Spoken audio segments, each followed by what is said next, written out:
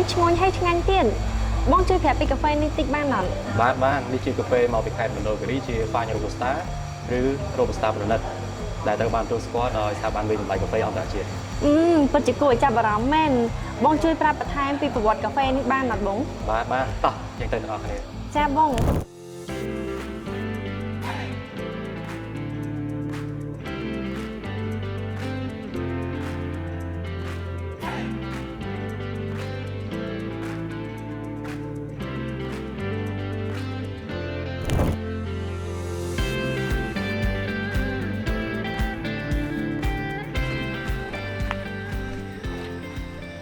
បាទនេះជា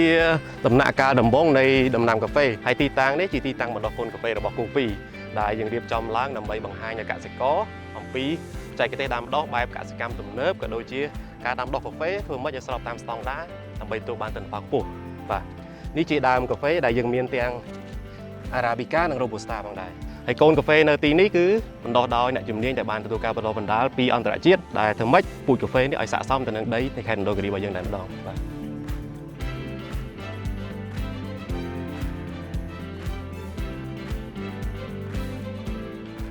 ឲ្យទៅមើលកូនកាហ្វេទាំងអស់ទៀតបាទល្អមែនតើកូនកាហ្វេទាំងអស់នេះច្រើនមែនតើកូនកាហ្វេយើងតោះយើងបានបញ្ចប់កន្លែងបដោះកូនហើយយើងទៅមើលកាហ្វេដែលមានផ្លែនៅខាងលើតែម្ដងបាទដំណាក់កាលបន្ទាប់យើងចាប់ផ្ដើមដាក់ដើមកូនកាហ្វេយើងថែទាំរហូតដល់មានផ្លែកាហ្វេច្រើនណាស់ណាបងបាទនេះជាចំការកាហ្វេគំរូ Coffee ដែលយើងដាំដុះកាហ្វេប្រហែលជា2ឆ្នាំកន្លងមកហើយឆ្នាំនេះជាឆ្នាំដំបូងដែលយើងទទួលបានផលកាហ្វេស្របតាមលក្ខខណ្ឌបច្ចេកទេសយើងដាំដុះដំណាំកាហ្វេជាមួយដំណាំហូបផ្លែផ្សេងទៀតហើយយើងសិក្សាលម្អិតមែនតែនទៅលើសន្តានដីក៏ដូចជាកសិកម្មផងដែរបាទជួយឲ្យទៅមើលដើមកាហ្វេផ្សេងទៀតបាទផ្លែច្រើនមែនតែនផ្លែច្រើនណាស់បាទមានទុំខ្លះហើយមួយលើសពីនេះទៅទៀត Coffee បានសហការជាមួយមន្ទីរកសិកម្មរុក្ខាប្រមាញ់និងនេសាទខេត្តមណ្ឌលគិរីអង្គការ SNV អង្គការ WWF ដើម្បីផ្ដល់ការបណ្ដុះបណ្ដាលដល់កសិករទៅលើជំនាញបច្ចេកទេសដាំដុះកាហ្វេការថែទាំនិងការប្រមូលផលកាហ្វេផងដែរពិតជាល្អមែនតើបងបាទតោះយើងអញ្ជើញទៅមើលដំណាក់កាលបន្តទៀត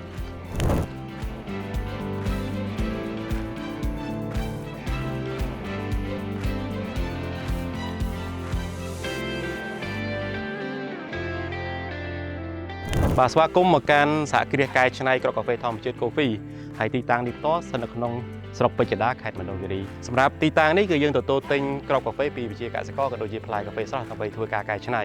លើសពីនេះយើងក៏គាំទ្រកសិករក្នុងការពង្រីកការដាំដុះគ្រាប់កាហ្វេនិងពង្រឹងគុណភាពផងដែរធ្វើម៉េចជួយប្រកបឲ្យផលិតកាហ្វេបានច្រើនតោះយើងទៅខាងក្នុងដើម្បីទស្សនាការកែច្នៃគ្រាប់កាហ្វេផងដែរតោះនេះជាទស្សនវិជ្ជារួមនៃកន្លែងកែច្នៃកាហ្វេរបស់យើងបាទនេះជាទស្សនវិជ្ជាខាងក្នុងនៃសហគ្រាសកែច្នៃកាហ្វេធម្មជាតិ Coffee បាទដែលយើងបំពាក់ដោយម៉ាស៊ីនទំនើបមែនទែនដូចដែលបានឃើញស្រាប់ចាឃើញថាពិតជាទំនើបមែនបងបាទជាសហគ្រាសកែច្នៃកាហ្វេធម្មជាតិដំបូងគេនិងធំជាងគេនៅប្រទេសកម្ពុជាដែលយើងបំពាក់ដោយម៉ាស៊ីនទំនើបយើងឈរលើគោលការណ៍អនាម័យនិងសុវត្ថិភាពជាពិសេសធ្វើយ៉ាងណាឲ្យកែច្នៃកាហ្វេហ្នឹងទៅបានទទួលបានកាហ្វេដែលមានគុណភាពខ្ពស់ស្របតាមស្តង់ដារអន្តរជាតិផងដែរបាទបន្តពីនេះយើងនឹងទៅជួបវិជាកសិករនិងទៅមើលចំការទាំងមូលតើការអនុវត្តការដាំដុះបែបណាដែរតោះទាំងទៅទាំងអស់គ្នា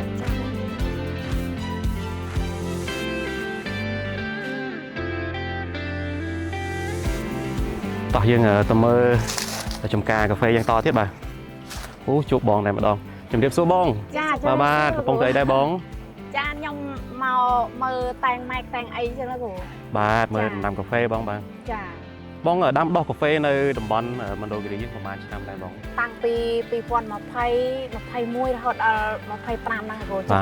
75ឆ្នាំហើយបងណាទទួលបានផលប្រហែលឆ្នាំដែរហើយបងតាំងពីអាយុ3ឆ្នាំគ្រូ3ឆ្នាំបងបាទហើយបងបានសហការជាមួយ Coffee រយៈពេលប្រហែលឆ្នាំដែរកន្លងមកនេះបង3ឆ្នាំហ្នឹងគ្រូតាំងពីឆ្នាំ2023រហូតដល់ឆ្នាំ2025មានន័យថាបងសហការទាក់ទងនឹងការថែទាំក៏ដូចជាការលក់គ្រាប់កាហ្វេទៅកាន់ Coffee មែនទេបងចា